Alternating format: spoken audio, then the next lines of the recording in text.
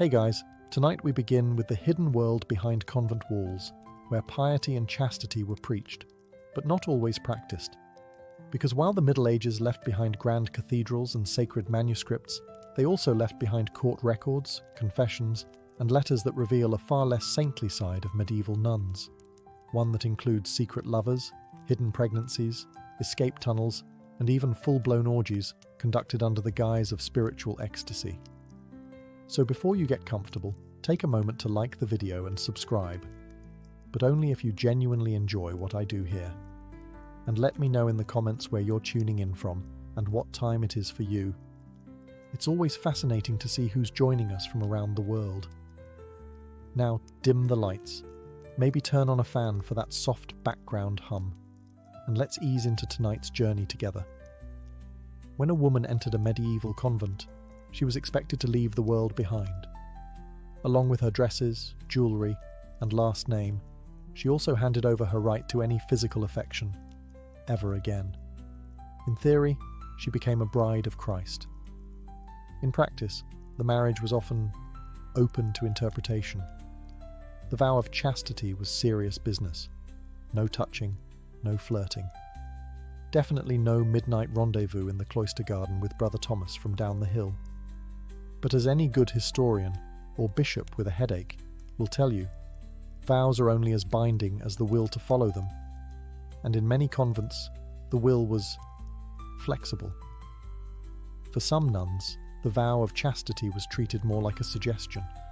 After all, if you're locked behind stone walls for decades, surrounded only by other women and the occasional suspiciously handsome confessor, things can get blurry, very blurry. Some got creative. There were whispered arguments that affection didn't count if it wasn't intentional. Others leaned into spiritual loopholes. If Christ was your heavenly husband, then who could object to a little passion, mystical or otherwise? Especially if you wrote it down in Latin. Reports from church officials, sent to check that everything was pure and pious, often contained delicately phrased complaints like excessive familiarity between sisters, or unescorted male visitors to the orchard. Translated, someone was misbehaving, and it was probably happening near the apples. Then there were the convents that ran more like noble dormitories. Wealthy families would send off their troublesome daughters with the clear expectation that someone else would deal with their enthusiasm. Some convents tried. Others shrugged and hoped the bishop didn't visit too often. Of course, not every nun strayed. Many lived genuinely devout lives, praying, studying, and baking bread that could dent a helmet. But others, let's just say they interpreted the rule of chastity the way people today interpret unlimited breadsticks. So yes, chastity was written in ink, sworn before God, and embroidered into the rule books.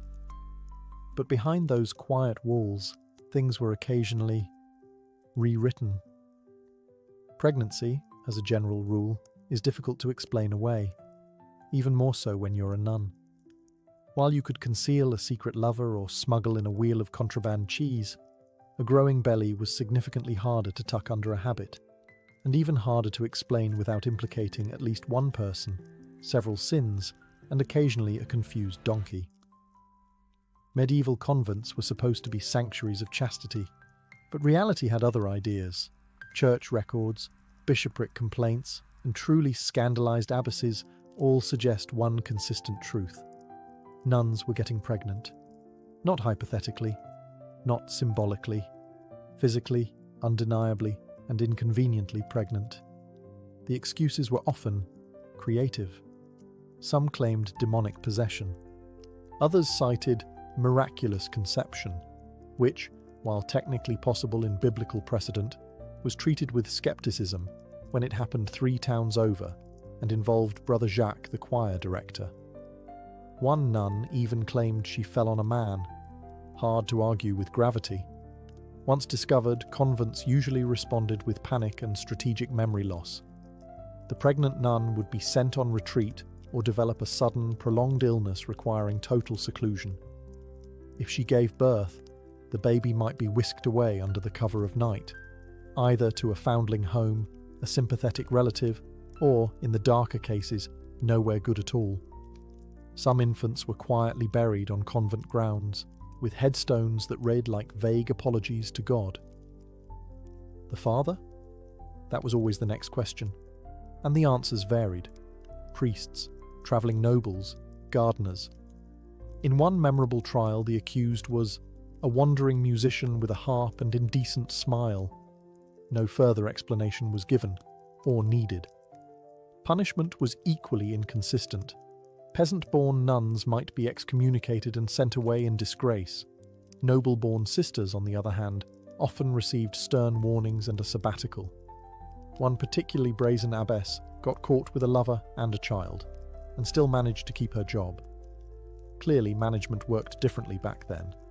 Of course, the church insisted these were isolated incidents, rare, tragic, deeply regrettable. And yet the archival paper trail says otherwise. Parchment doesn't lie, especially when it's soaked in scandal. If there's one thing medieval convents underestimated, it was the power of stationery.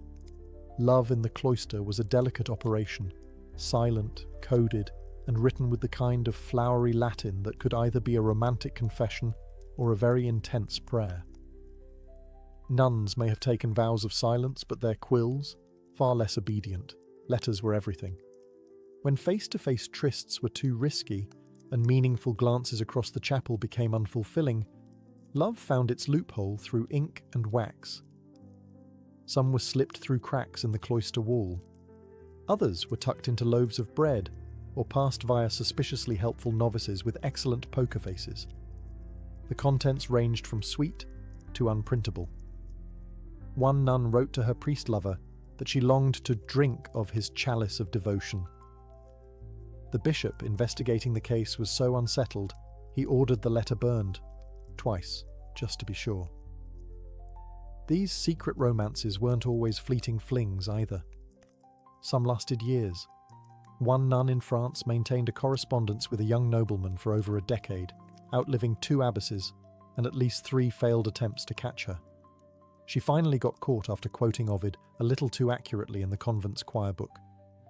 Naturally, the church took a dim view of this literary lust.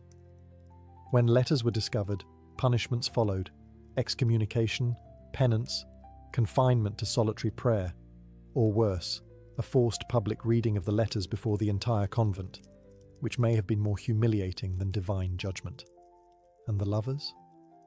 If they were men of the cloth, they were usually reassigned to a colder, less romantic post. If they were laymen, well, one was once flogged, fined, and ordered to never again speak to women of the cloth or otherwise. His reply: "Can I still write?"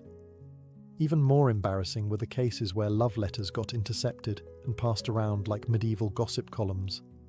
Imagine spending hours composing your deepest, holiest affections, only for them to be read aloud by a giggling novice over mead and cheese.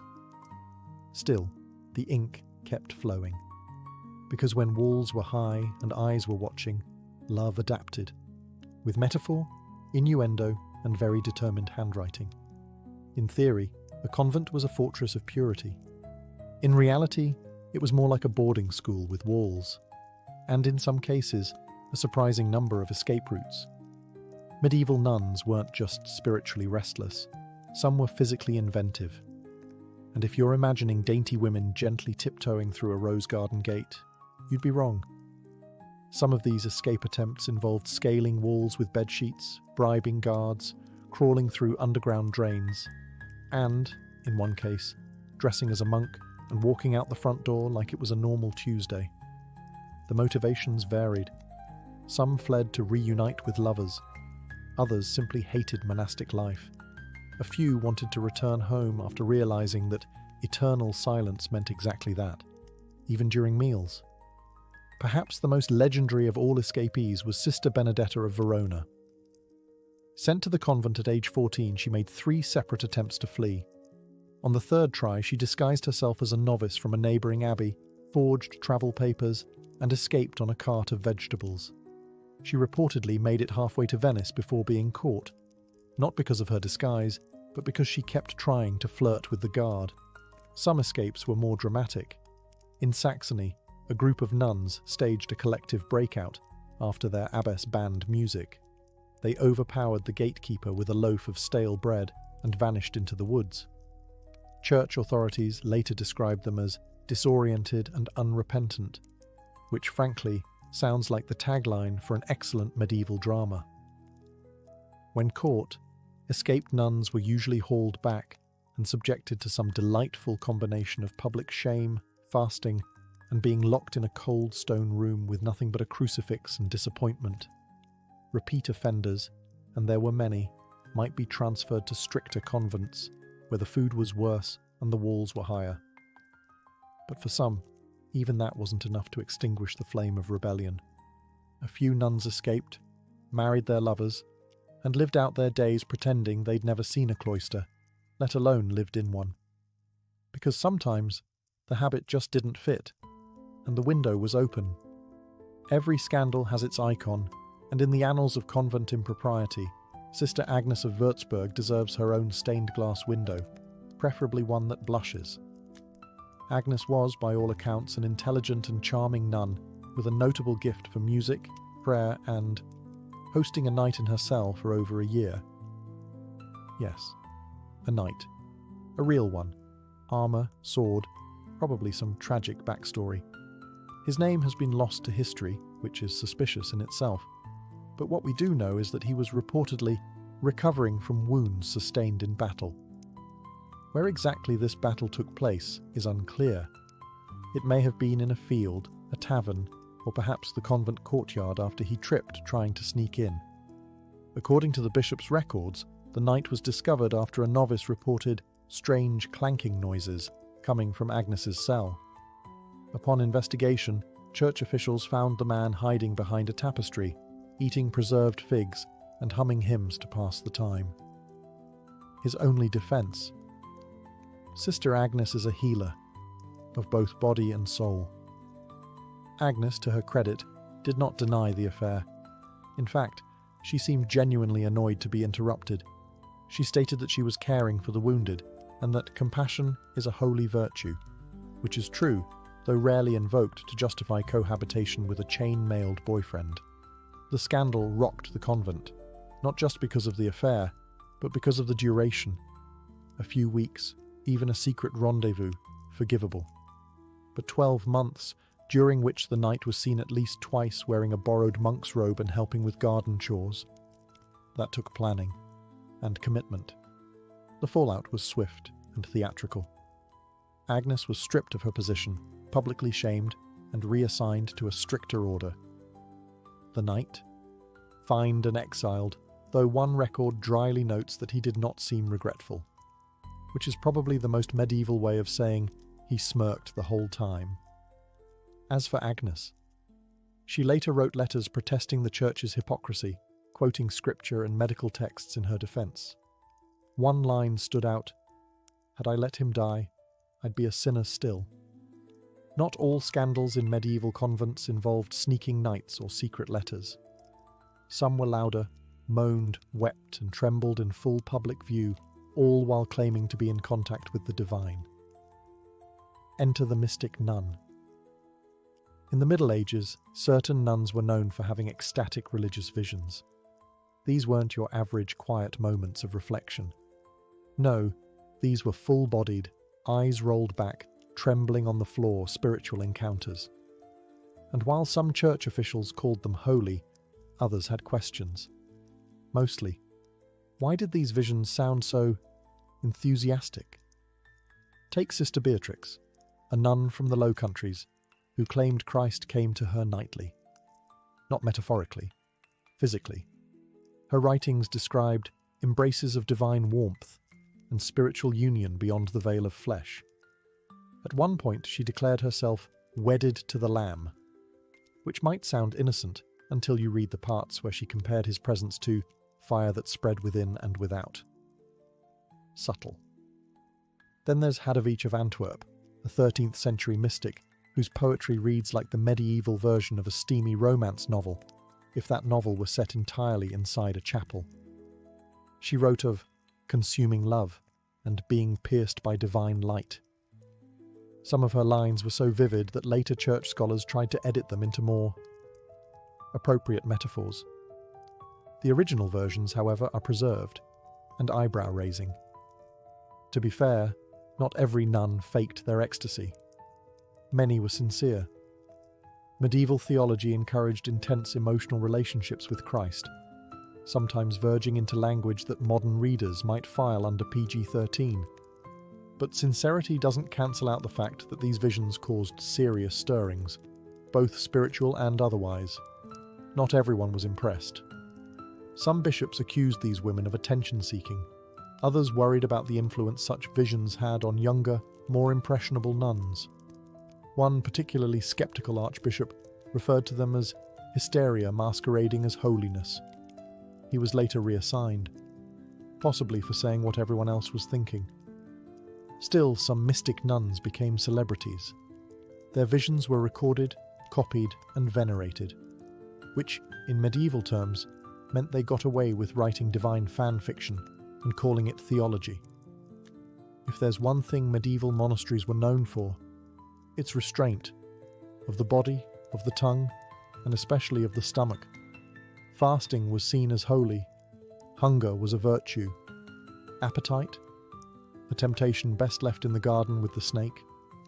But inside some convents, fasting was more of a daytime suggestion. Because when the bells stopped ringing and the abbess retired to her chamber, a different kind of ritual began: the forbidden feast. Convents were supposed to keep a strict diet: porridge, bread, the occasional fish, and an existential crisis for dessert. Meat, rich cheeses, sweets, and wine were generally banned, especially during Lent or any of the dozens of fasting days that made up roughly half the year. But let's be honest, no one can eat boiled cabbage forever without plotting something. And plot they did. Some nuns developed covert culinary networks. Friendly merchants would deliver salted meats for medicinal purposes. Wine was relabeled as consecrated vinegar. Honey cakes were just there for visitors who, mysteriously, never arrived. One surviving convent inventory included 2 ducks, 1 whole ham, a jug of cherry wine, and 3 wheels of cheese. It was catalogued under liturgical supplies. You can draw your own conclusions. Midnight feasts became a thing. Picture this: a candlelit room deep in the convent, filled with giggling nuns, whispering psalms between bites of roasted goose. One novice reportedly burned her hand sneaking hot pastries out of the oven and tried to claim it was a punishment from the Holy Spirit. No one bought it, but the pastries were apparently excellent. Sometimes these feasts became social affairs, with visiting men, merchants, priests, or in some cases, men who had no official reason to be in a convent after dark. One abbey in Burgundy was found to be hosting unapproved gatherings, which turned out to be regular Saturday night banquets, complete with dancing, gambling, and what the bishop diplomatically described as inappropriate merriment. Of course, not every nun partook. Many were genuinely devout and horrified by such indulgence, but others, let's just say their idea of fasting was eating quickly before someone catches us. Few things unnerved medieval church authorities more than a nun with a bump. Unless, of course, that bump turned into a baby, and then into a shallow grave beneath the convent pantry. One of the most chilling scandals emerged from a 14th century French convent, where rumours began to swirl of strange noises coming from the cellar. It wasn't rats. It wasn't bad plumbing. It was, as one horrified novice described, something crying that had no right to be there. When church investigators arrived, they expected the usual: a wine stash, some forbidden cheese, maybe a love letter or two. What they found was a hastily dug patch of disturbed earth beneath a barrel of pickled cabbage. Underneath, the body of a newborn child, wrapped in what was clearly a torn wimple, the headdress worn by the sisters. The implication was not subtle. The resulting investigation was as delicate as a plague cart. The mother was never officially named, though several nuns were relocated shortly afterward. a common euphemism for "please disappear quietly before this becomes a trial." The abbess, when questioned, claimed ignorance. "I was not informed of any childbirth," she stated, while standing next to a suspiciously well-used wash basin. She added that any woman who gave birth in the convent had clearly entered already pregnant, which is one of the oldest and least effective explanations in the scandal playbook. This wasn't an isolated incident. Across Europe, hidden pregnancies occasionally resulted in tragic ends. Babies were left at the doors of monasteries. Some were smuggled out to sympathetic families. A few, heartbreakingly, didn't survive long enough for either. The church responded with its usual cocktail of outrage and selective amnesia. Punishments ranged from public penance to quiet transfers. But as long as the walls stayed high and the letters stayed hidden, many such stories were buried, literally and figuratively. Still, every time a cellar was repaved or a pantry reorganized, there was the faint possibility of another discovery. A tiny scandal, wrapped in linen and silence. If there's a scale of things nuns were not supposed to do, opening a brothel lands somewhere between heresy and throwing a bishop out a window. But in 15th century Bologna, one former nun named Sister Clara decided she'd had enough of vows, veils, and virtue. So she left the convent and opened a highly successful brothel in her old convent building, with the habits still in use, because subtlety was apparently not part of the business plan. Clara hadn't exactly been cloister material to begin with. Church records describe her as willful and frequently absent from vespers. Translated, she didn't show up for prayer and possibly had plans involving wine and someone named Marco. Her decision to leave the convent wasn't particularly dramatic. She simply walked out and never returned. The real drama began later, when passers-by noticed the convent had suddenly become very popular with men who had no known interest in theology. According to a local magistrate, Clara employed women, some ex-nuns, others just creatively unemployed, and ran the establishment with military efficiency. Clients reportedly paid extra for costumes. Some men requested the full confession experience, which raises theological questions no one was prepared to answer. When word reached the church, panic ensued. Not because prostitution was rare, it wasn't, but because this particular brothel had the nerve to look like a convent and function better than most monasteries. The optics were terrible. Clara, when summoned to explain herself, simply shrugged and said, "At least no one here pretends to be chaste." She was excommunicated, then re-excommunicated, just to be sure. The building was seized, the operation dismantled, and Clara was, allegedly, sent to a nunnery far from Bologna, which seems like an odd choice, but perhaps poetic justice. Yet her legacy lingered. For years afterward, the site was colloquially known as the Cloister of Delight. It even appeared in bawdy plays and songs. And though the church tried to erase her memory, Clara became something of a folk legend, the nun who skipped salvation and went into hospitality. Confession, the spiritual reset button of medieval Catholicism. For a nun, it was supposed to be a solemn ritual of self-examination, humility, and penitence. You knelt. You whispered your transgressions. The priest offered absolution. You left lighter, in theory. But in practice? Confession occasionally led to more sins than it forgave. Enter the confessor scandal, a genre of misbehavior so common it nearly became cliché. The setup was simple. One priest, many nuns, and an enclosed space designed specifically for private conversation about temptation. What could possibly go wrong? Quite a lot, it turns out. Some confessors took their spiritual duties seriously. Others took ministering to the soul as an open invitation to explore the rest of the nun's emotional terrain, especially if she was young, anxious, or from a wealthy family whose influence might protect them both. Boundaries were porous, the curtains were thick, and ecclesiastical supervision was mostly theoretical. In one infamous case, Father Anselm of Tours heard the confessions of 30 nuns and somehow managed to develop special spiritual intimacy with 10 of them. The abbess began to suspect something when Sister Magdalene emerged from confession, giggling and smelling faintly of clove wine. Reports of impropriety trickled in across Europe. Some confessors were caught meeting nuns at odd hours.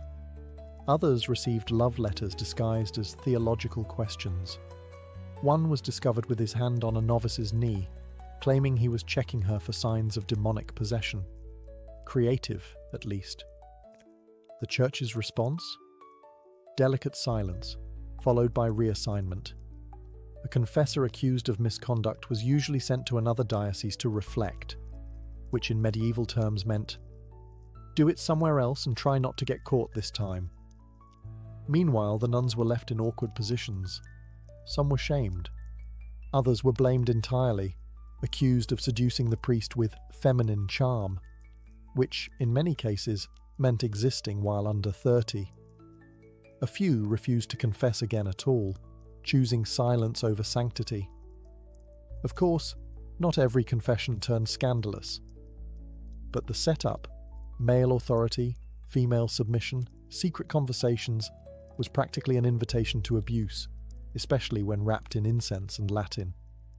Not all convent mischief involved flesh and desire.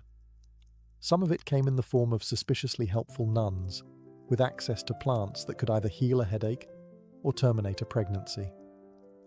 Nearly every convent had a herb garden. It was part of daily monastic life. Nuns made balms, tinctures, and herbal remedies for ailments ranging from stomach aches to demonic possession, though success with the latter was mixed. But in some communities, these humble healers turned into convent chemists, and the line between medicine and mischief began to blur. They were known as the apothecary sisters, and they understood their plants well. Too well in some cases. Many were trained in the use of abortifacients, herbs like pennyroyal, tansy, and rue, which were used discreetly to restore irregular cycles. Of course, the official explanation was always vague. The potion was for a nervous condition or a stubborn humoral imbalance. But everyone knew what it meant when a nun visited the herbarium after whispering with a red face and a shaky voice. Some convents became known, quietly, as safe places for women with delicate problems. A noblewoman with an inconvenient pregnancy might suddenly decide to pursue spiritual retreat, and emerge 2 months later, looking oddly slimmer and far more devout. Sister Hildegard of Trier was particularly famous, described in records as an herbalist of great discretion. According to one very nervous male witness, her concoctions could calm a restless body, silence an inconvenient cough, or undo what the flesh hath done. You had to admire the poetic phrasing. Of course, the Church did not officially approve. But as long as things stayed quiet, and the patients left looking grateful rather than pregnant, few bishops asked questions. It was easier to assume the sisters were simply very good at teas. That said, there were darker rumours. Stories of potions slipped into wine, or love spells crafted with hair and bone. Most were likely exaggerated.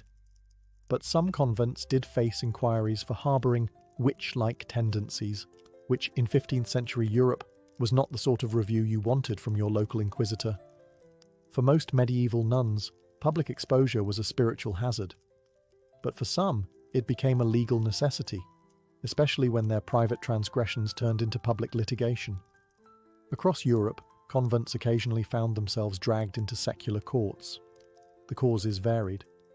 Inheritance disputes, dowry claims, property feuds, and, more awkwardly, cases involving illicit affairs, pregnancies, and behaviour that was not befitting a bride of Christ. That last phrase appeared often. It was medieval legal code for someone's been up to something. One particularly spectacular case came from Florence, where a nun named Sister Constanza sued a priest for breach of promise. She alleged that he seduced her in the confessional, promised to leave the priesthood, and then, tragically, didn't. She provided letters, witnesses, a very pointed poem. The court was so flustered, it delayed judgment for 3 years, hoping everyone involved would die or take vows of silence. Another case in Cologne saw an abbess accused of misusing convent funds. to buy luxury linens, spiced wine, and gifts for visitors. The visitors, it turned out, were male, under 30, and unusually well-groomed for pilgrims. The trial records read like an expense report for a high-end inn. The abbess claimed the items were for spiritual hospitality. The court disagreed. Sometimes the church tried to keep things in-house. Canon law was supposed to handle naughty nuns. But when crimes spilled over into civil territory, like theft, child abandonment, or contractual fraud, secular judges had to step in. And they were often unprepared for veiled women quoting scripture while denying everything with holy indignation. One nun in Burgundy was charged with attacking another nun over a man. During questioning, she claimed she had been possessed by jealousy and possibly by the devil. A 2-for-1 defense that bought her reduced penance and a relocation. These courtroom dramas were usually quieted as quickly as possible. The church didn't enjoy broadcasting its internal soap operas, but word always got out. Local taverns would buzz with phrases like, "Did you hear about the nun with the wine bill?" Or, "She brought her dowry and her boyfriend to court." In a world where few could read and fewer could fact-check, relics were the medieval version of verified badges. And some convents collected them with all the restraint of a modern teenager at a clearance sale. Holy bones, scraps of cloth, drops of saintly blood, these items drew pilgrims, donations, and prestige. For many nuns, relics were sacred connections to heaven. For others, they were more like revenue streams. Take Abbess Euphemia of Thuringia, who claimed her convent housed a piece of Mary Magdalene's hairbrush. Not a splinter of the true cross, not a veil fragment, but a grooming tool from the most misunderstood woman in Scripture. Euphemia described it as heaven-scented and encouraged visiting pilgrims to kneel before it and leave coins. The bishop, on inspection, discovered it was almost certainly a comb from a local merchant and smelled faintly of rosemary and goat. Then there's the convent in Bruges that proudly displayed the fingernail of St. Apollonia, patron saint of toothaches. When scholars examined it, they found it was, in fact, a sliver of cow horn. The abbess insisted the miracle came not from the relic itself, but from faith in its idea, a bold theological pivot to say the least. Some nuns became quite creative. One claimed to have a handkerchief used by the Virgin Mary, still damp with tears, centuries later. Another swore she owned a thorn from the crown of thorns, despite living in a convent located hundreds of miles from any known trade route. When asked how she acquired it, she simply smiled and said, "The Lord provides." To be fair, not all these relics were fakes. Some were genuinely ancient, mysterious, and possibly holy. But the sheer volume of relics claimed by convents, including 6 different skulls of John the Baptist and 3 navels of Christ, suggests that enthusiasm occasionally outpaced accuracy. Still, relics worked. Pilgrims came, coins clinked, and convents that couldn't attract visitors with sermons found that bones, real or not, were excellent marketing. Behind the convent walls, it wasn't all rosaries and repentance. Some nuns were running soft power empires, conducting correspondence, managing land, and outmaneuvering bishops, all while pretending to care deeply about embroidery. These weren't your average sisters. They were abbesses, often from noble families, and they understood something crucial about medieval life. Influence wasn't sinful, if you called it stewardship.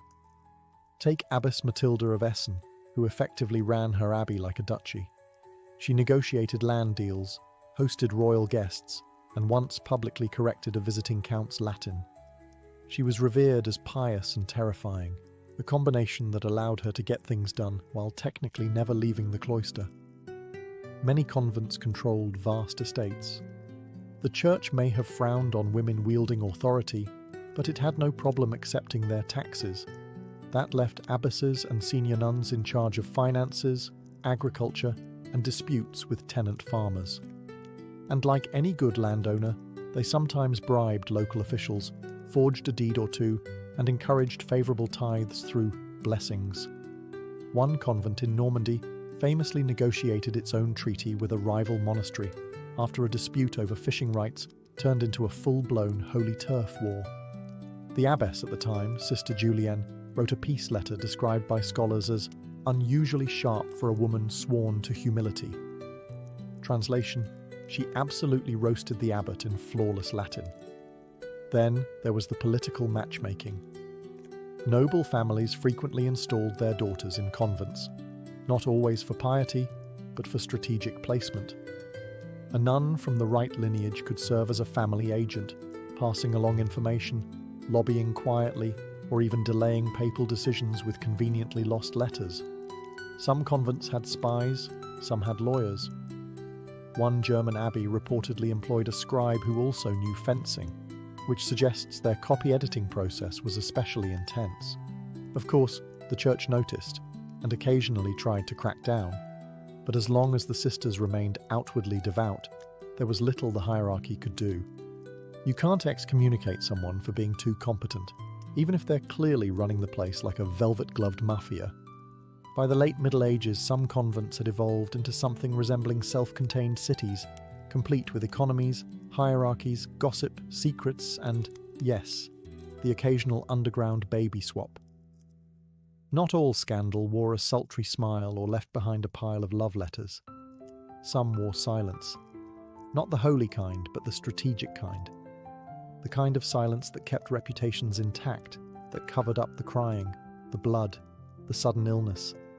The nun who mysteriously vanished after taking ill, and whose cell was given to a new novice by morning. Because sometimes scandal wasn't loud, it was procedural. Take the case of Abbess Theodora, who ruled her convent like a medieval CEO. She managed lands, hosted dukes, and held prayer vigils so elaborate they required seating charts. When 3 of her novices turned up pregnant over the span of 1 year, she insisted it was the result of spiritual temptation and ordered stricter fasting for everyone but herself. When local clerics raised questions, she accused them of envy and threatened to withhold intercessory prayer for their souls. A chilling flex, even for the 14th century. Other convents simply leaned into their notoriety. The Abbey of St. Lucilla, outside Milan, quietly gained a reputation as a refuge for reformed women, a vague term that meant former courtesans who now spend 20% of their day in prayer and 80% in expensive robes. They hosted musical recitals, charged admission for feast day processions, and kept peacocks, actual live peacocks, in the garden. The bishop called them a minor concern. Rome called them profitable. In England, one nun was so successful at forging indulgences that her scrolls made it all the way to York Cathedral, where they were blessed by a bishop before anyone realised they were printed using ink mixed with berry wine. Even the devout weren't immune to strange practices. One mystic nun claimed she had spiritual visions only when fasting and dancing at the same time. Her superior eventually banned both, prompting her to invent holy spinning. Visitors thought she was possessed. She insisted she was simply expressing divine joy, at 30 revolutions per minute, because beneath the incense and scripture was always something else, raw, stubborn life, clawing its way through the cracks in the marble. Before he was the world's most legendary barrel-dwelling philosopher, Diogenes was just the son of a banker in the Greek city of Sinope. That's right. The man who would later scoff at gold and spit on wealth was literally born into money. And, well, that didn't last long. Diogenes' life took a turn when he and his father Hicesius were implicated in a rather creative crime, defacing the local currency. Not metaphorically, they were accused of literally tampering with the coins, possibly shaving them down or forging them. It's still debated whether Diogenes knew exactly what he was doing, or if he was just helping Dad with the family business. But one thing's clear, the local authorities were not amused, and so the future cynic was promptly exiled.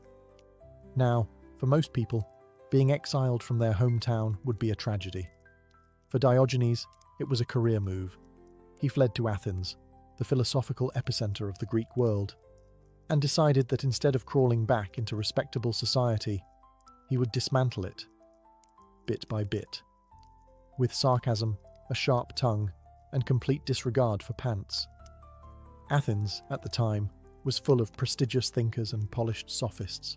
Plato, Aristotle, the whole gang. Diogenes, penniless and technically homeless, didn't care. While others debated metaphysics in linen robes, he rolled into town with a dog-like grin and a mission: expose every shred of hypocrisy he could sniff out. And yes, dog-like isn't a metaphor. He embraced it. In fact, he proudly identified with the word kynikos, meaning dog-like in Greek, which is where we get the word cynic, barking at corruption, biting at convention, licking truth raw and unfiltered. His first order of business? Ditching all societal pretense. He renounced possessions, mocked manners, and slept in a giant ceramic jar, often mistakenly called a barrel, like a philosophical raccoon. It was his ultimate statement: if society was a facade, he was going to live outside of it. Literally. This wasn't just rebellion for rebellion's sake. Diogenes believed that virtue came from living in accordance with nature, and nature didn't need money, reputation, or 10-room villas. It just needed honesty, and maybe a sturdy jar. If Athens was the heart of philosophical prestige, then Plato was its golden child, polished, revered, and entirely too serious for Diogenes' taste. While Plato was categorizing virtues and defining abstract ideals, Diogenes was, well, peeing on them, literally and figuratively. One of the most famous anecdotes involves Plato attempting to define a human being as a featherless biped. He thought it was a clever summary of our species. Diogenes, always ready to weaponize mockery, plucked a chicken and brought it into the academy, loudly declaring, "Behold, Plato's human." The joke landed so hard that Plato was forced to revise the definition by adding, "with broad, flat nails." Score 1 for the man in the jar. But Diogenes wasn't just trolling for attention. He believed that philosophers like Plato had become too wrapped up in abstract nonsense, forgetting to live with integrity. To Diogenes, virtue wasn't something to be debated, it was something to be lived. And if that meant heckling the intellectual elite while munching onions and looking homeless, so be it. He made a habit of disrupting Plato's lectures, walking through the crowds with a lantern in broad daylight, muttering that he was looking for an honest man. The crowd laughed, nervously, because deep down they knew he was right. Athens, for all its democratic ideals and marble buildings, had become a place of polite lies and philosophical performance. Diogenes tore through it with blunt honesty. Plato reportedly called Diogenes Socrates gone mad. And that wasn't entirely wrong. Like Socrates, Diogenes asked uncomfortable questions and refused to play by societal rules.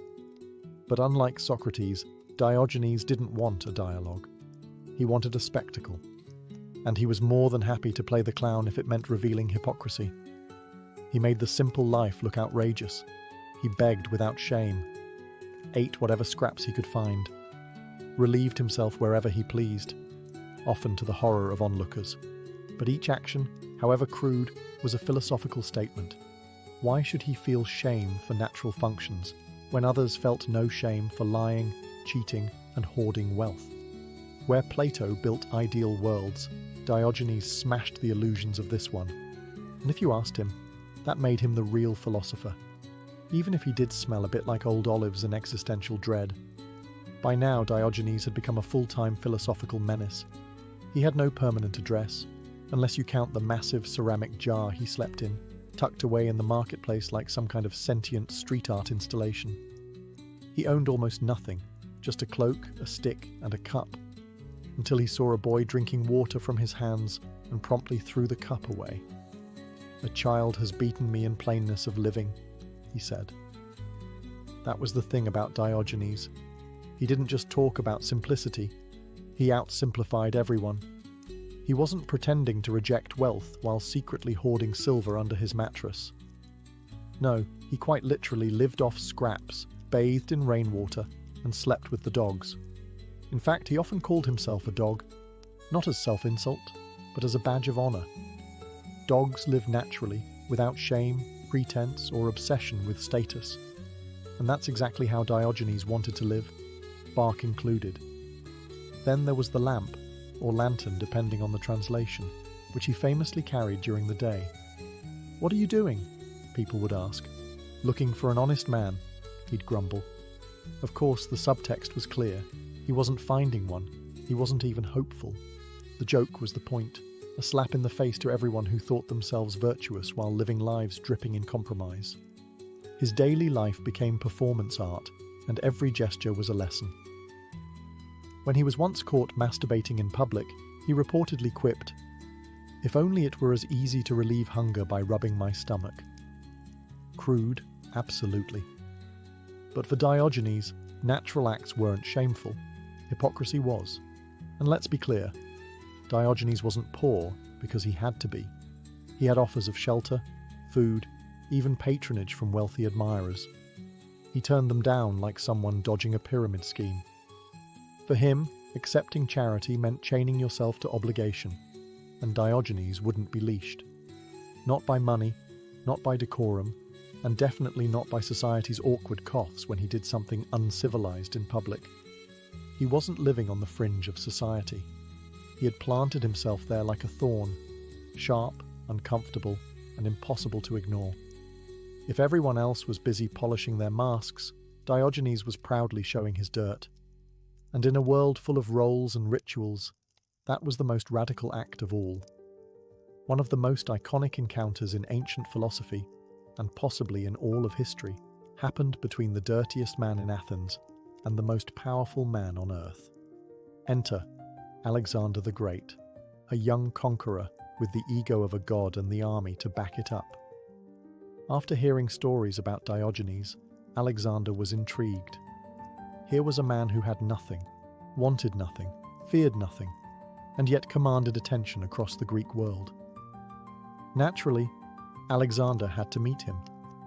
He found Diogenes lounging in his jar, sunbathing like a stray cat that just happened to be fluent in moral philosophy. The king of Macedon approached and asked the famous question, "Is there anything I can do for you?" And Diogenes, without even sitting up, replied, "Yes, stand out of my sunlight." Meek drop. Alexander's entourage was horrified. This man had just dismissed the ruler of most of the known world like an annoying street vendor. But Alexander, he was impressed. According to legend, he turned to his men and said, "If I were not Alexander, I would wish to be Diogenes." It's the kind of statement history professors love to quote, and YouTube comment sections love to misattribute. But regardless of its historical accuracy, the moment captures the essence of Diogenes. In a world obsessed with power, he was untouchable because he wanted absolutely nothing. He had no palace, no army, no reputation to protect. You can't bribe a man who sleeps in a jar. You can't blackmail a man who begs for food. And you definitely can't impress a man who finds luxury laughable. What Diogenes taught Alexander, and the world, was that true power comes from needing nothing and fearing no one. That was Diogenes' ultimate rebellion, not shouting on the streets, not urinating on social customs, but stripping life down to its barest essentials and daring anyone to call him poor. In a single sentence, he reduced one of history's greatest conquerors to a shadow blocking the sun. And unlike most philosophers, Diogenes didn't just preach this freedom. He lived it so fully, even emperors felt small in his presence. Now imagine trying to impress your friends after that. Good luck. By now, Diogenes wasn't just a local eccentric. He was the embodiment of a new way of thinking, cynicism. And not the watered-down version we throw around today when someone's being grumpy about politics. No, the original cynicism was feral, raw, and had fleas. Diogenes believed that society had become rotten because it was built on lies. Lies about happiness, virtue, success. People spent their lives chasing wealth, climbing social ladders, and stuffing their heads with abstract nonsense. Diogenes took one look at all that and said, "No thanks. I'd rather sleep in a pot and eat scraps." At its core, cynicism was about living in harmony with nature. That meant shedding all artificial needs, luxury, fame, political ambition, and returning to a life of simplicity and self-sufficiency. If nature didn't hand you a golden goblet, then maybe you didn't need one. And if nature gave you a stomach, then yes, begging for bread or stealing an onion was more honest than flattering a politician. His philosophy was also deeply confrontational. Diogenes didn't hide his beliefs in essays or temple scrolls. He lived them loudly. He mocked, barked, and even physically interrupted people's lives to force them to see their own contradictions. If someone preached virtue but lived lavishly, Diogenes would follow them around like a philosophical heckler, exposing the rot underneath the silk. To Diogenes, actions mattered far more than ideas. In fact, he once said, "Other dogs bite their enemies. I bite my friends to save them," because nothing said friendship like a good, metaphorical gnaw on the ankle of your delusions. He was especially brutal toward hypocrisy, especially among philosophers. If a scholar claimed that poverty was noble while living in comfort, Diogenes would hold up a mirror, metaphorically or otherwise. He once saw a lavish temple being built and declared, "The gods must have gone blind if they need such a grand house." In a world obsessed with image, Diogenes was image's natural predator. Where others cloaked their ambitions in rhetoric, he stripped everything down, literally and figuratively. He wasn't trying to be liked. He was trying to wake people up. And if that meant barking like a dog or relieving himself on public statues, well, so be it. Truth, after all, wasn't always polite. Diogenes wasn't just a philosopher. He was Athens' walking conscience, a filthy, loud, extremely inconvenient one. Depending on whom you asked, he was either a lunatic with bowel control issues or the only sane man in a city full of liars. Maybe both. He made a career out of offending people. Once, during a feast, he walked barefoot across the banquet hall's expensive carpet, wiping off the mud from his feet and muttering, "Thus I trample on the pride of Plato." Not exactly RSVP behavior. But for Diogenes, this was more than rudeness. It was protest against vanity, excess, and all the hollow rituals people wrapped around themselves to feel important. He challenged everyone. When he saw a wealthy man donating to the poor just to be admired, Diogenes muttered, "That's not charity, that's investment." Another time, he saw a man getting angry at being slapped and said, "You shouldn't be upset. It was just flesh striking flesh." This wasn't just philosophy, it was psychological judo. But the real genius of Diogenes wasn't just in what he said, it was how he lived. His daily existence was a critique of everything people took for granted. He turned the world upside down and held it there, waiting to see what coins fell out. Naturally, not everyone appreciated the free lessons. He was ridiculed, attacked, and even arrested, though trying to arrest a man with no possessions and no shame was like trying to confiscate smoke. In one city, after being captured and sold as a slave, yes, really, he calmly told the auctioneer, "Sell me to a man who needs a master." Let that sink in. He ended up with a Corinthian man named Xeniades, who didn't just buy Diogenes. He took him home and let him run the household, educate the children, and essentially become a sarcastic live-in life coach. Somehow, Diogenes turned slavery into a lecture series. Whether insulting kings or mentoring children, Diogenes stayed painfully consistent. He mocked all power structures, even ones he accidentally became part of. If someone ever did try to praise him too much, he'd remind them that he was just a dog chasing truth, and occasionally peeing on golden statues. He was society's permanent splinter. The more you tried to ignore him, the deeper he lodged into your conscience.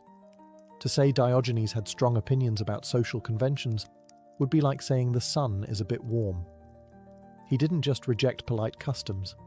He launched a one-man war against them with the ferocity of a barefoot prophet and the hygiene of a disobedient raccoon. Bathing? Overrated. Dining etiquette? Pointless. Shame. a tool used by cowards and hypocrites to hide behind marble columns. Diogenes believed that most societal norms weren't there to help people. They existed to control them, to shame them into conformity, and to separate the powerful from the poor. So naturally, he decided to live in a way that defied every single one of them.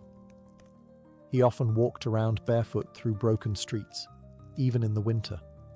When asked why he didn't wear shoes like a normal person, he replied, "If I were in need of shoes, I'd be more distressed about my life than my feet."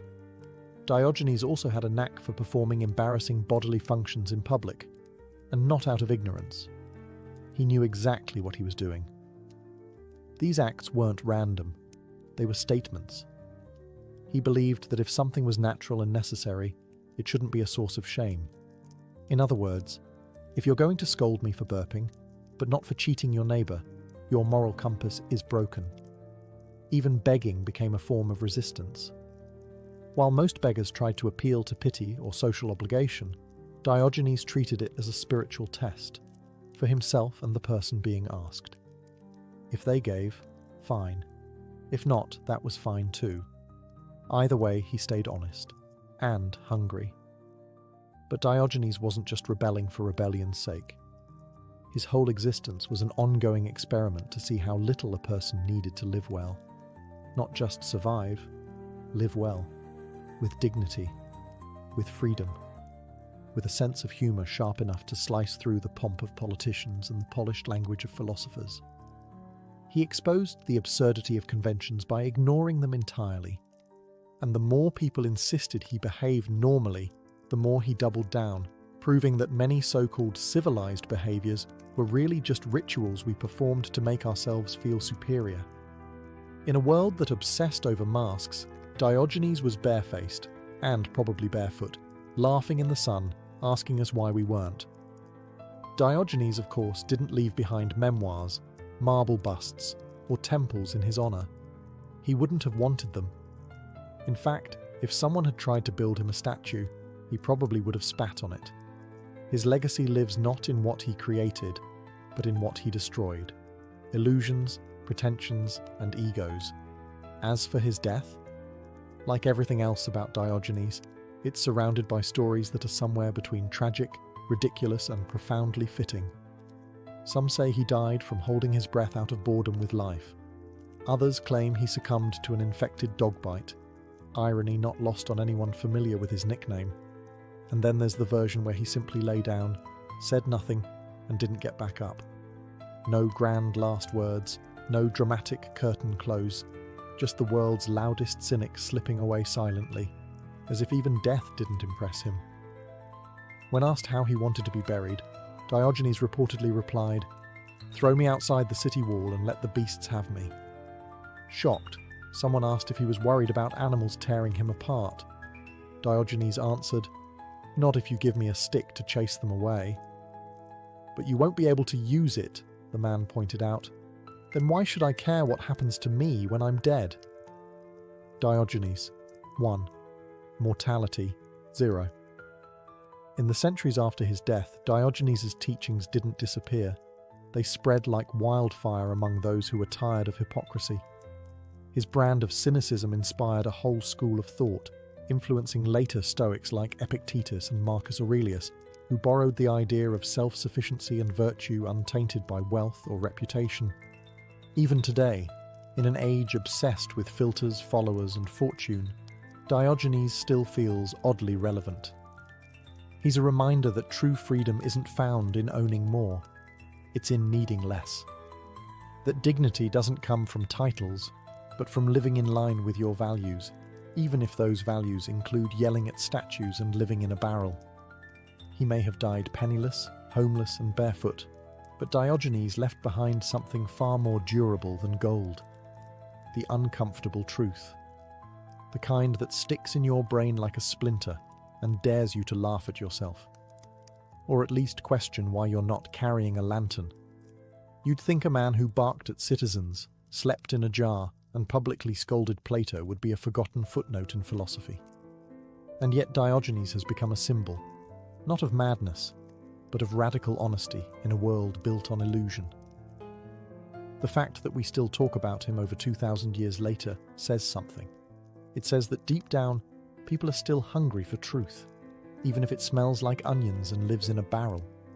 Diogenes matters today because his life was a provocation. He dared to ask, what happens when you stop playing along? What if you stop chasing wealth, reputation, even comfort, and just live with what you need? Strip away all the performance, the polite lies, the curated identities. What's left? According to Diogenes, what's left is real freedom. In a society built on image, ancient Athens or Instagram, his rejection of appearances hits harder than ever. He didn't just question authority or wealth. He questioned the need for them. That's why so many thinkers, from Stoics to anarchists to comedians, have drawn inspiration from him. He's the original minimalist, the spiritual grandfather of every "I quit my six-figure job to live in a van" story you see online. Even Diogenes' crudeness has a place. He used shock not to offend, but to expose. He wanted people to feel the discomfort, because that's where reflection starts. If you're more disturbed by someone relieving themselves in public than you are by corruption in government or greed in religion, then Diogenes would say your priorities are upside down. And while his methods were unconventional, the core message is timeless. Virtue is not something you buy, brand, or broadcast. It's how you live when no one's watching. Or, in Diogenes' case, when literally everyone is watching and you just don't care. He reminds us that wisdom doesn't always wear robes. Sometimes it shouts from a jar, laughs in your face, and refuses to move out of the sunlight. In a world overflowing with noise, branding, and nonsense, Diogenes invites us to be something different, honest, unfiltered, and just a little bit dog-like. And maybe, just maybe, that's what makes him the wisest lunatic who ever lived. By the early 1870s, the northern plains were seething with tension, a slow, grinding build-up of broken promises, land theft, and cultural collision. At the heart of it was the Black Hills, a region sacred to the Lakota Sioux, who called it Paha Sapa. The US government had recognized this territory as belonging to the Lakota in the 1868 Fort Laramie Treaty. On paper, the land was theirs forever, but forever, in this case, lasted about 6 years. Everything changed in 1874, when gold was discovered in the Black Hills by an expedition led by none other than George Armstrong Custer.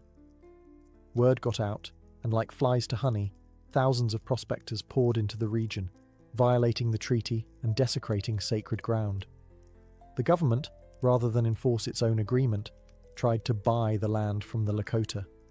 They refused. This wasn't just about gold. It was about survival, sovereignty, and the erosion of their way of life. To Washington, the Lakota and their allies were now hostiles. They weren't negotiating, they were resisting. The US Army was ordered to bring all native groups onto reservations by January 31st, 1876. Any group that didn't comply would be treated as enemies. Many didn't even receive the message, scattered as they were across vast winter hunting grounds. Others simply refused. They had no intention of abandoning their freedom for a life of dependence and confinement. What was forming on the plains wasn't just a disagreement, it was a collision course. A loose alliance of Lakota, Cheyenne, and Arapaho warriors, led by legendary figures like Sitting Bull and Crazy Horse, began to gather. They were not a formal army, but they were bound by purpose, to protect their land, their people, and their way of life. They knew war was coming. Meanwhile, US military planners, confident in their numbers and technology, saw the tribes as disorganized and divided. They couldn't have been more wrong. The Plains warriors were highly mobile, intimately familiar with the terrain, and motivated by the deepest of causes. The powder keg was lit, the fuse was burning, and soon, the clash that would become the Battle of Little Bighorn was hurtling toward history. George Armstrong Custer was not your average military officer. By 1876, he was a household name, a flamboyant, divisive Civil War hero with a reputation for boldness, recklessness, and a dangerous addiction to glory. with his flowing blonde hair, flashy uniforms, and appetite for headlines, Custer seemed more suited to a stage than a battlefield. And yet, his daring had earned him both respect and resentment. After the Civil War, Custer had been assigned to the western frontier as a lieutenant colonel in the 7th U.S. Cavalry. His job, enforce federal Indian policy, which increasingly meant forcing native tribes onto reservations, peacefully, if possible, violently, if necessary. By 1876, Custer was eager for a fight. His political ambitions were simmering, and a decisive military victory could restore his reputation after a public feud with President Ulysses S. Grant's administration. He wasn't just chasing Indians, he was chasing relevance. As tensions escalated with the Lakota and their allies, Custer was ordered to join a three-pronged campaign to locate and subdue the so-called hostiles. The plan was to encircle the native encampments and force them into submission. Custer's column would approach from the east, while General John Gibbon's troops came from the west and General George Crook's forces advanced from the south. But from the beginning, the plan suffered from overconfidence and poor coordination. The terrain was rugged, the distances vast, and the intelligence shaky at best. Most US officers, including Custer, believed they were facing a small, scattered group of warriors. They had no idea that thousands of Lakota, Cheyenne, and Arapaho had come together for a summer gathering near the Little Bighorn River, the largest native force ever assembled on the plains. Custer, as usual, wanted to strike quickly and claim the glory for himself. He declined reinforcements, refused to bring Gatling guns that would slow him down, and ignored orders to wait. Instead, he pushed ahead with his 600 men, splitting his forces into 3 battalions for a surprise attack. It was audacious, bold, and catastrophically misinformed, because what lay ahead was not a broken village of stragglers. It was a unified, battle-hardened force ready to defend its way of life. And Custer, with his signature flair, was about to ride straight into legend and disaster. While the US Army operated on faulty maps and faulty assumptions, something extraordinary was happening along the banks of the Little Bighorn River. Thousands of Lakota Sioux, Northern Cheyenne and Arapaho had gathered, not for war initially, but for a traditional summer encampment. It was a time to rest, to hunt, to hold ceremonies, and to be together as families and allies. But the political reality of 1876 cast a long shadow over the gathering. The native leaders knew what was coming. They had seen the treaties broken, the buffalo herds disappear, and the encroachment of railroads and settlers. They understood that this encampment, peaceful as it seemed, might soon become a battlefield, and they weren't going to run. At the center of this growing coalition was Sitting Bull, a Hunkpapa Lakota holy man and visionary leader. In the weeks leading up to the battle, he performed a powerful sun dance, a grueling ceremony of sacrifice and prayer. According to witnesses, Sitting Bull had a vision during the dance. He saw soldiers falling into the camp like grasshoppers, defeated and broken. For his followers, this was no metaphor. It was prophecy. And then there was Crazy Horse, a warrior of almost mythical skill and bravery. Quiet, reclusive, and deeply committed to protecting his people, Crazy Horse had already earned a reputation as a fearless leader in earlier battles. He would soon prove himself again, charging directly into enemy lines with a blend of daring and tactical brilliance. Other leaders, like Gall and Two Moons, also emerged as key voices. Though the tribes did not operate under a single centralized command, their unity in this moment was remarkable. They were defending more than land. They were defending freedom itself. Estimates vary, but there may have been 8,000 to 10,000 native people in the Little Bighorn Valley, including 1,500 to 2,000 warriors. They were well armed, many with repeating rifles and superior knowledge of the terrain. And most importantly, they were fighting for their homes, their families, and their way of life. Custer had expected a few hundred desperate warriors.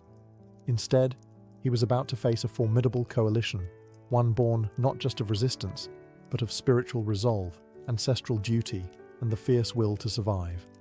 The storm was gathering. On June 22, 1876, Custer and his 7th Cavalry left the mouth of the Rosebud River, following tracks believed to lead to a nearby native encampment. For 3 days, they moved fast, too fast, pushing men and horses to exhaustion. Custer was convinced the native village would scatter if they realized soldiers were coming. He wanted to strike first, strike hard, and claim the glory before General Terry or Gibbon could arrive and steal the spotlight. But this urgency blinded him to caution. Scouts, including famed Crow and Arikara warriors, warned Custer that the village ahead was massive, unlike anything they had seen before. Some even climbed high ridges and returned with wide eyes, saying, "Too many to count." They urged Custer to wait, to reconsider. He did not. On the morning of June 25th, Custer reached a ridge overlooking the little Bighorn Valley. From a distance, he could see parts of the great encampment, teepees stretching along the river like a small city. Smoke rose from cooking fires. Children played. Horses grazed. But what he saw as a vulnerable camp was in fact a sleeping giant. Still believing he could surprise them, Custer made the fateful decision to divide his 600-man regiment. He sent Captain Frederick Benteen to scout to the south with 125 men. Major Marcus Reno was ordered to attack the southern end of the village with 140 men. Meanwhile, Custer himself took about 210 men northward, hoping to flank the village from behind and trap the warriors in a pincer move. It was bold, it was risky, and it was based on disastrously false assumptions. Custer did not know that the warriors were already aware of the soldiers' approach. Lakota scouts had spotted dust trails and moving columns. The element of surprise was lost before it ever began. As Reno's men descended into the valley, they didn't find panicked families running. They found warriors assembling, more warriors than they'd ever imagined. And instead of folding, the camp erupted into organized resistance, led by the very people Custer had underestimated. At that moment, the myth of invincibility surrounding the US Army began to crack. The 7th Cavalry was walking into a storm it couldn't outrun, and Custer was leading the charge straight into its heart. At around 3 p.m. on June 25, 1876, Major Marcus Reno and his men charged the southern end of the native encampment. What they expected was panic. Women and children fleeing, warriors scrambling. What they got instead was an organized, furious resistance. Within minutes, the charge unraveled. Reno's men dismounted in the timber along the river and opened fire. But the volume of returning fire shocked them. The warriors were not only numerous, they were aggressive, fast, and coordinated. Lakota and Cheyenne fighters surged across the open ground with terrifying speed, many on horseback, firing with deadly accuracy. Some carried Winchesters and Spencer repeating rifles, more advanced than the single-shot carbines the cavalry used. Reno panicked. Instead of holding his position, he gave a chaotic order to mount and retreat across the river. In the scramble, many soldiers were shot down, some drowned. The retreat turned into a rout. Bloodied and disorganized, Reno's men staggered up a bluff on the east side of the river, desperately trying to form a defensive position. Just then, Captain Frederick Benteen arrived from the south with reinforcements. Together, he and Reno established a rough perimeter atop what would later be called Reno Hill. There they dug in, low on water, surrounded and under constant fire. They could hear distant gunfire to the north, the sound of Custer's own fate unfolding. But they didn't know exactly what was happening. They sent messengers, but none returned. Meanwhile, in the valley below, native warriors swarmed across the battlefield, emboldened by Reno's retreat. Spirits rose. The prophecy was coming true. The invaders were not invincible. They were fleeing, and more were coming. Up until now, US military campaigns on the plains had been predictable. Native groups had learned to expect overwhelming force, fast strikes, and harsh retaliation. But this was different. The warriors were fighting on their own terms, mobile, determined, fueled by vision and rage. And while Reno clung to life on the hilltop, unsure of what had gone wrong, Custer was continuing his advance to the north, unaware that the entire tactical framework he relied on had already collapsed. The battle was no longer about strategy. It had become survival. And Custer's clock was ticking. While Reno's forces were retreating in chaos and Benteen was fortifying Reno Hill, Custer and his 210 men pressed northward, entirely unaware of the scale of the battle unfolding behind them. Still under the illusion that the village could be attacked from multiple directions, Custer's detachment moved along high ground, hoping to strike the village's rear. But the warriors knew he was coming. By now, the alarm had fully spread through the massive encampment. Lakota, Cheyenne, and Arapaho warriors, hundreds strong, surged toward Custer's column. Instead of finding women and children to capture, Custer found himself facing a tidal wave of mounted fighters. His troops were stretched thin along the ridgelines and hills, trying to hold defensive positions, but they were quickly surrounded. The precise sequence of the fight remains debated. There were no survivors from Custer's immediate command. But what is clear is that the 7th Cavalry was overwhelmed in a matter of hours. The native forces, led by warriors like Crazy Horse and Gall, outmaneuvered and outnumbered Custer's men. Their superior knowledge of the terrain and aggressive tactics shredded the cavalry's lines. The soldiers tried to make a stand on what would later be called Last Stand Hill. Surrounded, out of ammunition, and with no escape, they fell. Some in small groups, some alone, some reportedly trying to shoot themselves rather than be captured. Native accounts describe the battle as brutal and fast. It wasn't just a fight, it was a collapse. Custer was killed in the final moments, likely shot through the chest and head. He was found among a cluster of men, including his brothers Tom and Boston Custer. Nearly every soldier in his command was killed, over 200 men, wiped out to the last. For the native warriors, it was a staggering and emotional victory. But it wasn't celebrated with triumphalism. Some accounts describe mourning rather than cheering, an understanding that while they had won the battle, war was far from over. The US Army would return, and this moment of glory would be met with vengeance. Still, for one day, on the rolling hills of Montana, the unstoppable machine of westward expansion had faltered, and Custer, the bold commander chasing legacy, had found it, not in conquest, but in annihilation. When the dust finally settled on the evening of June 25th, silence returned to the hills of the Little Bighorn. Fires smoldered, ammunition belts lay scattered, and over 200 soldiers of the 7th Cavalry lay dead, including George Armstrong Custer and nearly every officer under his direct command. The battlefield was littered with broken weapons, fallen horses, and the bodies of men who had never seen it coming. But the native victory, as complete as it was, came with a grim understanding. This was not the end. It was a spark. The US government, humiliated and enraged, would not forgive what they would call a massacre. Back east, newspapers screamed headlines of Custer's last stand, casting him as a martyr, and the native warriors as bloodthirsty aggressors. The context, the treaty violations, the gold rush into sacred lands, the defensive nature of the fight, was conveniently erased from the national narrative. In the days that followed, native families mourned their own losses. Though victorious, they had suffered casualties too, and they knew the American response would be swift. Some leaders, including Sitting Bull, urged the people to move quickly. They dismantled the great encampment and scattered into smaller bands across the plains, preparing for the retaliation they knew was coming. It wasn't long before US troops, reinforced and rearmed, descended on the region. The defeat at Little Bighorn only hardened Washington's resolve. Policies became harsher. Treaties were torn apart. More troops arrived. The goal was no longer negotiation, it was domination. Sitting Bull eventually fled north to Canada to avoid capture, while Crazy Horse continued to fight for another year before being killed under suspicious circumstances in 1877. Many bands, starved and outgunned, were forced onto reservations, their freedom shattered. The battlefield itself was discovered by relief troops 2 days later.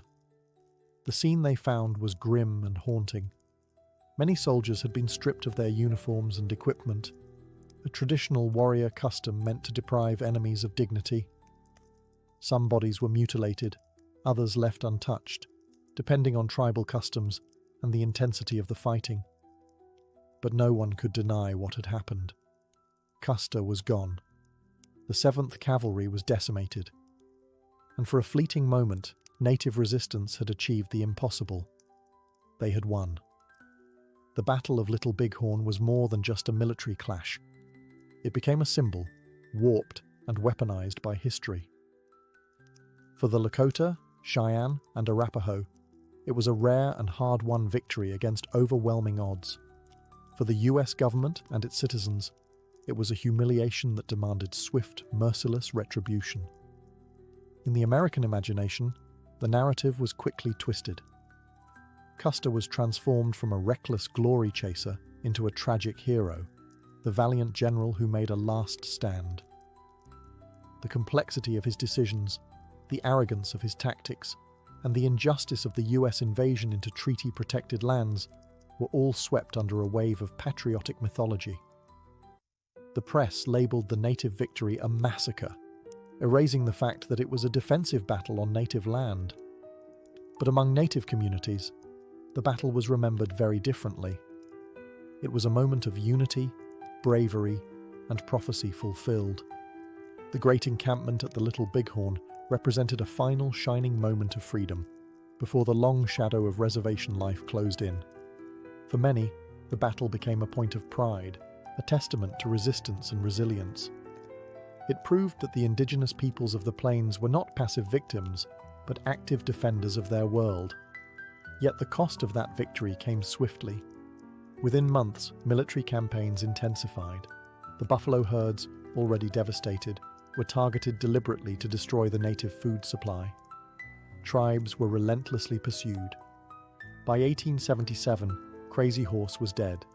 Sitting Bull would survive longer, but even he would eventually be killed in 1890, days before the Wounded Knee Massacre, another tragic milestone in the erasure of native sovereignty. And so, the legacy of Little Bighorn became twofold, a source of inspiration and mourning. It exposed the cruelty of US expansion, the broken promises, and the ferocity of a people who refused to be erased quietly. Today, the battlefield stands as a national memorial. For years, it honored only Custer and his men. But more recently, memorials have been added to honor the native warriors who fought and died there. Not as villains, but as heroes defending their homelands. The hills remember both sides. The wind carries both songs. And the legacy of Little Bighorn still speaks, if you're willing to listen to more than one version of history. In the grand arc of American history, the Battle of Little Bighorn stands out as one of those rare moments when the underdog didn't just fight back, they won. For a single day in 1876, native warriors held back the tide of an empire. They didn't win by numbers, technology, or wealth. They won with courage, unity, and an unshakable will to protect their way of life. But the tragedy of Little Bighorn is that this victory did not change the outcome of history. It only delayed it. In fact, it accelerated the end. The stunning defeat of Custer enraged Washington. Public opinion hardened. Sympathy for native grievances, where it had existed, was buried under waves of vengeance and nationalism. Congress increased military funding. The campaign against the Plains tribes intensified with brutal precision. Within just a few years, the nomadic life that had defined Lakota, Cheyenne, and Arapaho culture for centuries was gone. The buffalo were nearly extinct, the reservations carved up, the land parceled out. The very hills that had once echoed with hooves and war cries now stood silent. And yet, Little Bighorn refused to fade. Over the decades, it has been reinterpreted, reimagined, and reclaimed. For many Americans, it started as a tale of heroic sacrifice. For others, it gradually became a symbol of injustice, of a nation that broke its word and called resistance treason. Today, the site is one of the few battlefields where both sides are remembered. where the markers don't all point in one direction. For native peoples, the battle remains deeply symbolic, not as the beginning of defeat, but as the final brilliant stand of a free people. A moment when everything that was being taken from them, land, freedom, dignity, was fought for with every ounce of spirit they had left. It was, and still is, a sacred memory. And for the rest of us, Little Bighorn offers a difficult but necessary lesson about power, about myth, about the cost of conquest. It reminds us that history is not always told by the victors. Sometimes it's buried beneath them, waiting to be unearthed. In the end, Custer may have gotten the glory, but the warriors of Little Bighorn got something far more lasting: the truth and the right to say, "We were here, and we fought." The Forbidden City wasn't just built. It was conjured into existence with ambition, labor, and a deep desire for control. In 1406, the Yongle Emperor of the Ming dynasty ordered the construction of a new imperial palace in Beijing, aiming to move the capital from Nanjing. But this wasn't going to be any ordinary palace. It would become the heart of the Chinese Empire, a fortified city within a city, where no one entered unless summoned, and no secrets left its walls unfiltered. Over the next 14 years, more than 1 million laborers, craftsmen, and engineers worked to complete this enormous undertaking.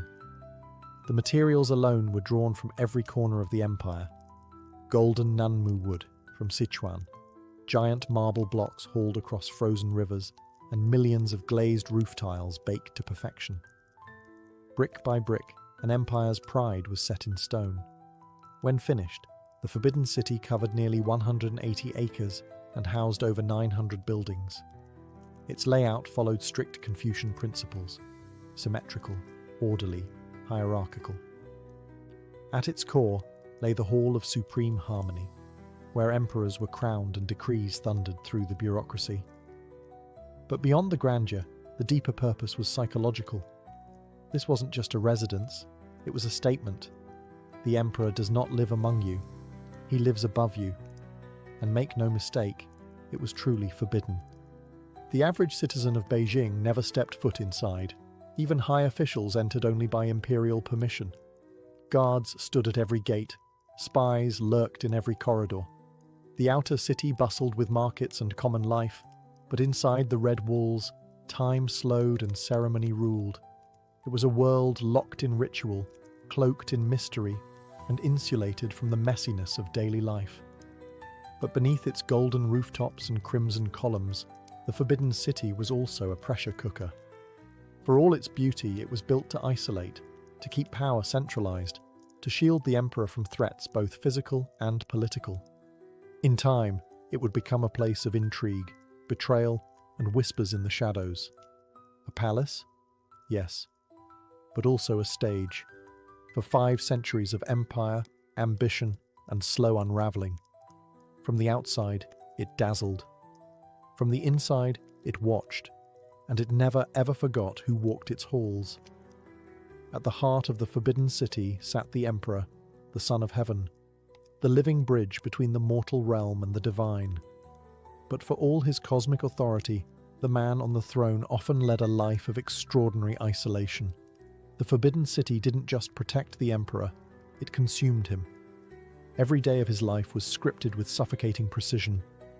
He awoke to music, was dressed by attendants, and followed a schedule so ritualized it bordered on theatrical. Meals were sampled for poison. Documents were read aloud by ministers kneeling before him. Even a stroll through the gardens required ceremonial clearance and multiple escorts. Nothing was spontaneous. Everything was watched. And while the emperor sat at the top of the hierarchy, he was far from free. The very structure that elevated him also imprisoned him. Surrounded by layers of eunuchs, ministers, consorts, and spies, the emperor rarely encountered the outside world. His information was filtered, his interactions managed, and his ability to act independently, especially in later dynasties, was often stifled by the overwhelming machinery of court protocol. Some emperors handled this with ruthless efficiency, like Yongle or Kangxi. who ruled with a firm hand and mastered the bureaucracy. Others fell into paranoia, decadence, or detachment, lost in their own palace like a gilded ghost. There were emperors who spent months, even years, within the forbidden city without setting foot outside the walls. The world they ruled might as well have been on the moon. Even within the palace, access to the emperor was tightly controlled. High-ranking officials could wait days for an audience. Family members had limited contact, and heaven help the servant who crossed the wrong threshold. Protocol dictated where you could stand, how you bowed, and even what you were allowed to see.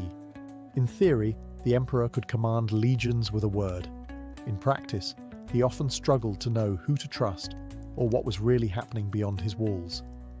The throne might have been carved from jade and set above dragons, but it was also surrounded by curtains, layers upon layers of secrecy and ceremony.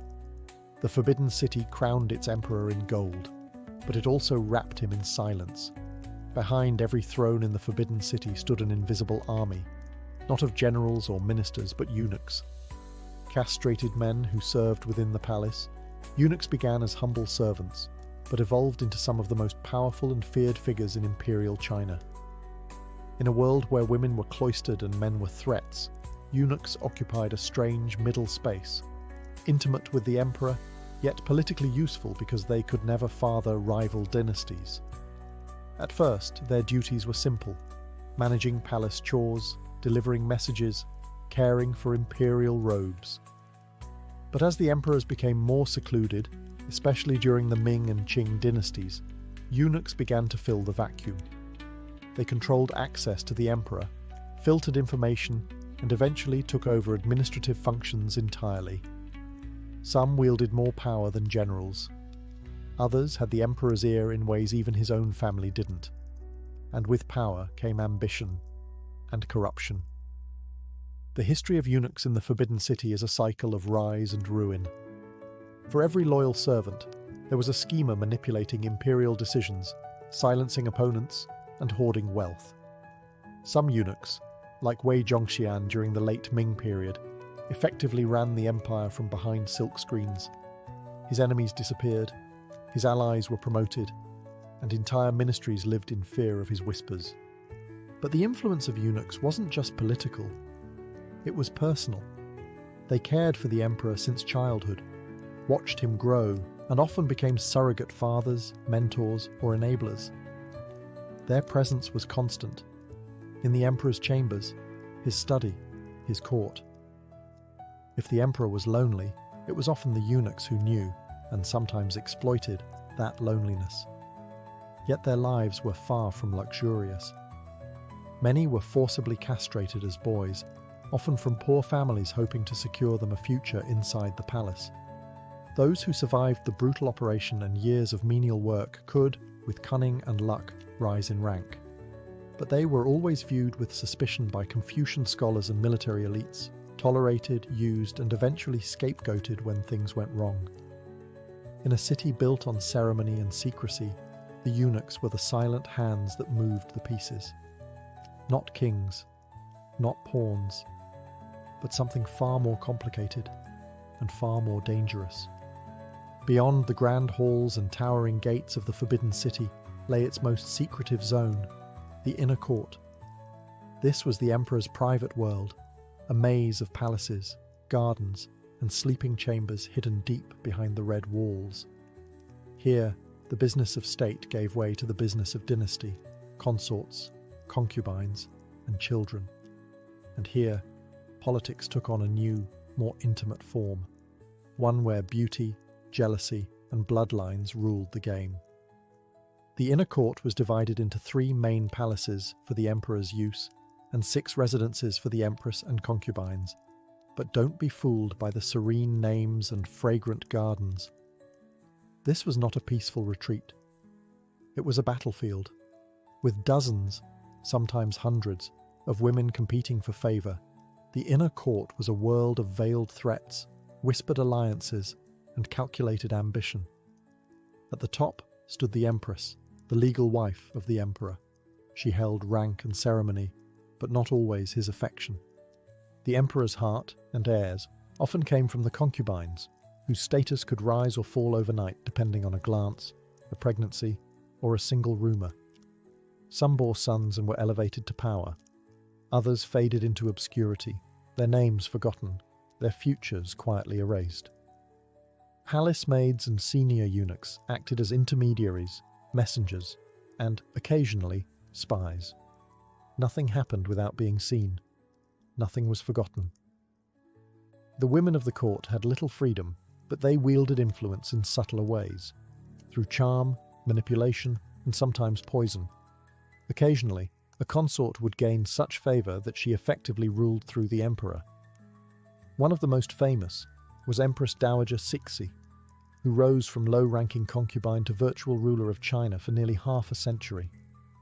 Her power began inside these very walls, behind closed doors, in silken robes, with a brilliant mind cloaked in patience.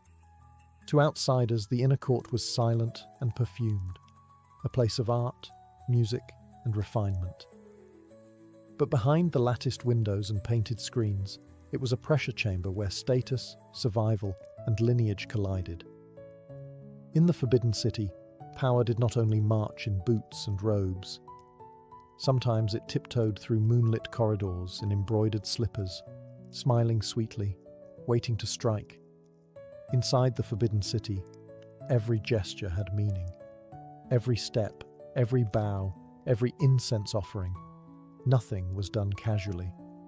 This wasn't just a palace. It was a divine machine.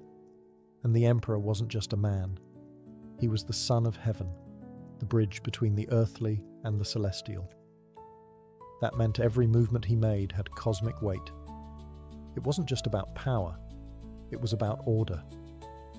Each morning, officials lined up at the Meridian Gate long before sunrise, waiting for the morning court audience. These sessions were brief and highly choreographed. Ministers kneeled, spoke only when spoken to, and delivered their memorials with a practiced humility.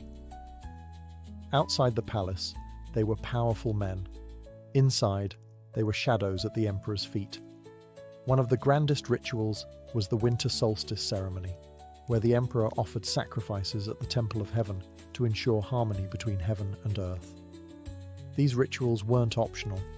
They were political theatre on a sacred scale. A failed ritual, bad weather, a forgotten step, was seen as a sign that the mandate of heaven might be weakening.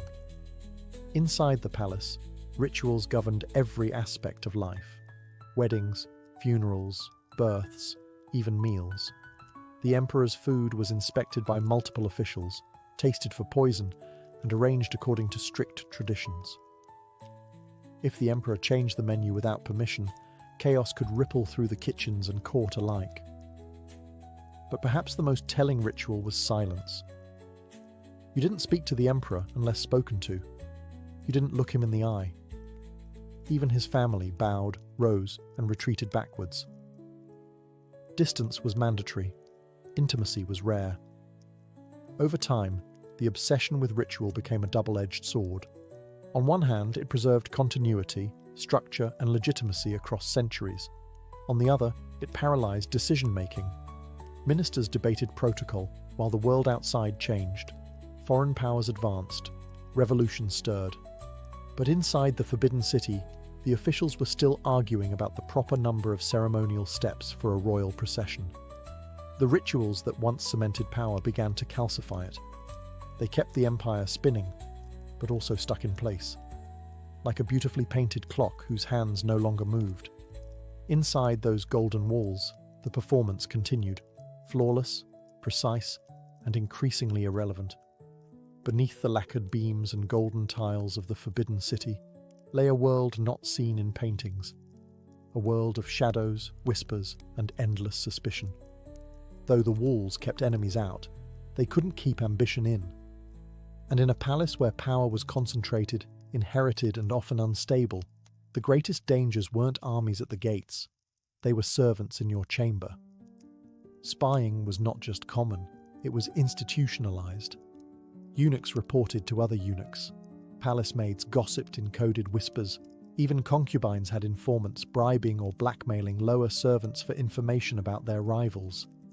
The emperor's word was law, but most of the time, he didn't know which words to trust. Paranoia was routine. Letters were opened. Conversations were overheard. An offhand remark could be twisted into treason. False accusations flourished.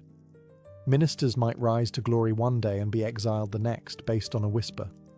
Families disappeared overnight. Some chose suicide over trial, understanding the fate that awaited them if they resisted. The eunuchs were both participants and enforcers of this invisible war.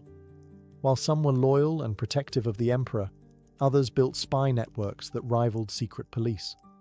Under the Ming dynasty, the infamous Eastern Depot, a eunuch-run intelligence agency, was given terrifying power: the ability to arrest, interrogate, and execute without consulting the civil government. Torture was standard. Confessions were extracted like teeth.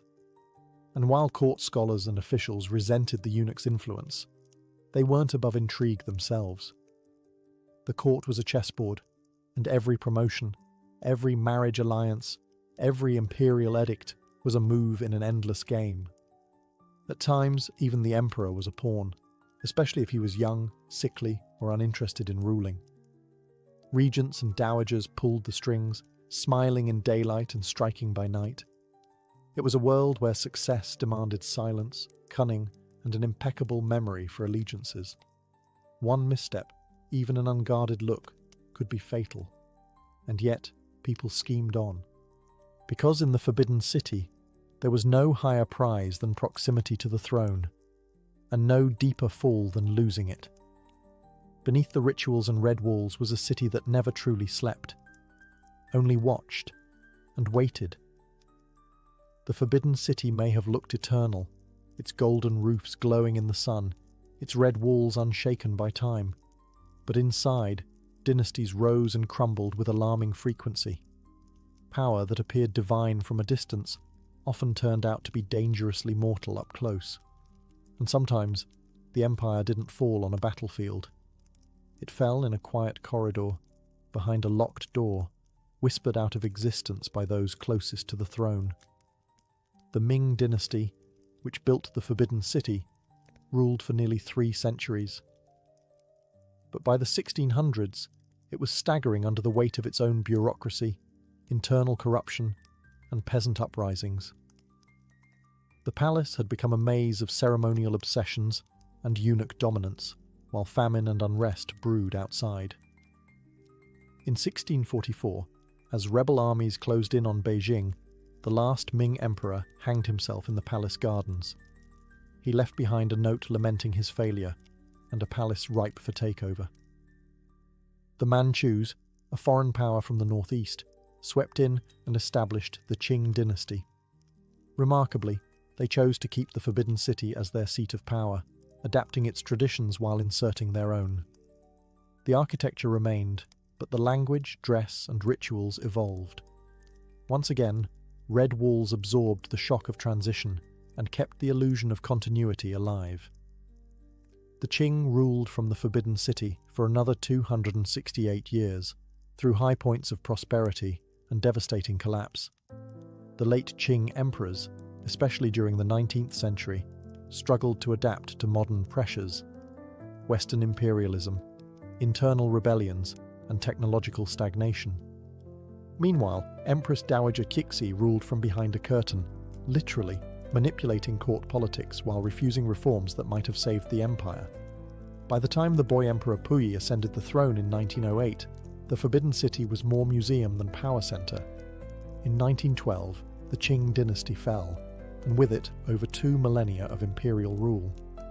But oddly, Puyi was allowed to remain inside the Forbidden City for another 13 years, like a ghost wandering the ruins of his own past. The emperors were gone, but the city remained, hollowed out, majestic, and haunted by the echoes of vanished dynasties. The walls had survived, but the thrones within them had not. After the Qing dynasty fell in 1912, the Forbidden City should have gone silent. But instead, it entered one of the strangest chapters in its 5-century history. The monarchy was gone. China was now a republic. And yet, inside the crimson walls, a child emperor remained. Puyi, age 6, still dressed in dragon robes, still bowing to empty rituals, and still ruling over nothing. This bizarre arrangement was the result of a political compromise. The new Republican government allowed Puyi to remain in the inner court of the Forbidden City, cut off from Beijing's changing streets. Outside, warlords battled for power, and revolution reshaped society. Inside, time stood still. Eunuchs continued their duties. Meals were served in ceremonial fashion. The emperor woke, dressed, and was bowed to, a monarch without a monarchy, a boy living inside a dream already shattered. But Puyi wasn't blind. As he grew older, he began to question the world around him. He read newspapers smuggled into the palace. He saw airplanes fly overhead. Modernity buzzed outside his gates, while he lived in a museum of fading grandeur. And he knew, even if no one said it aloud, that the empire was truly gone. His isolation bred resentment, curiosity, and eventually defiance. In 1923, a massive fire broke out in the palace, a suspicious blaze that destroyed precious treasures. Puyi accused the eunuchs of theft and sabotage, and in response, he expelled hundreds of them. Centuries of palace tradition vanished overnight. The Forbidden City was emptying out. By 1924, a warlord named Feng Yuxiang finally expelled Puyi from the palace altogether. The emperor, now a young man, was escorted out through the same gates emperors had ruled from for generations. He was carried in a rickshaw, no throne, no honor guard, just a displaced figure wrapped in the memory of vanished power. But Puyi's story didn't end there. He would later collaborate with the Japanese, become a puppet ruler in Manchuria, and eventually be captured, imprisoned, and re-educated by the communist regime. In his final years, he worked as a gardener, tending flowers in Beijing, living quietly not far from the palace that once defined him. Puyi was the last to live in the Forbidden City, and when he left, he took the empire's final breath with him. Today, the Forbidden City no longer hides secrets, it displays them. What was once off-limits to nearly all of China is now open to millions. Renamed the Palace Museum, it stands as a monument not just to imperial grandeur, but to the complicated layers of history, power, and identity that shaped a civilization. Walking through its gates today, visitors pass under the same towering red walls that once intimidated diplomats and echoed with the footsteps of eunuchs. The golden roofs still gleam in the sunlight, and the dragon motifs remain as fierce as ever. But now, instead of guards and courtiers, you'll find tour guides, selfie sticks, and school children with notebooks. The Forbidden City houses more than 1.8 million artifacts, scrolls, paintings, porcelain, ceremonial garments, weapons, and personal belongings of emperors and empresses. But beyond the objects, what lingers most is the silence of rooms that once dictated the fate of millions. Empty thrones, closed doors, and vast courtyards whisper stories more powerful than any exhibit label. Restoration efforts have kept the complex remarkably intact, and yet the Forbidden City is more than preserved. It has been transformed. It's a living museum, a national symbol, and paradoxically, a place where the memory of autocracy now serves public education. The irony isn't lost. A palace built to exclude has become one of the most visited places on Earth. Still, beneath the tourist chatter and camera flashes, the deeper weight of the site persists. You feel it in the Hall of Supreme Harmony, where emperors once stood above a kneeling court. You feel it in the shaded corridors of the inner court, where whispers decided destinies. And you feel it in the gardens, where lonely rulers once wandered among rock sculptures, longing for a world they could barely touch. In many ways, the Forbidden City is China's mirror, a reflection of grandeur, control, vulnerability, and endurance. It's not just a relic of the past, it's a framework for understanding how history shapes the present. From isolation to revolution to public memory, it has seen every chapter, and it continues to watch. Not as a seat of power anymore, but as a witness to everything that followed after the empire's last breath.